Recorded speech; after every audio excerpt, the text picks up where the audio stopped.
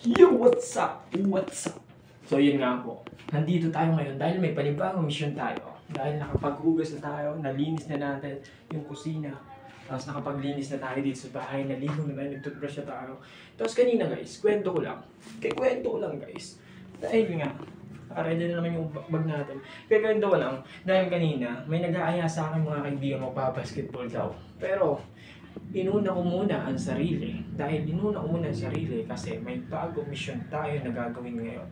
May bagong mission po tayong gagawin ngayon. Dahil ang mission po natin ngayon, alam mo kung ano ang mission natin. May tutulungan po tayo. Dahil nga dito sa mundo, dahil kaya tayo nabubuhay, may purpose tayo. Alam niyo guys, dahil kanina nga, nirelax ko lang ang sarili ko. Hindi na ako sumama sa pag-basketball kasi alam ko naman na pagod kasi galing sa panggabi. Inisip ko na lang na matulog ng maaga kasi panggabi nga kami, natulog ako ng maaga para ma-relax yung isip ko. Para maging maayos yung takbo at daloy ng pag-iisip ko.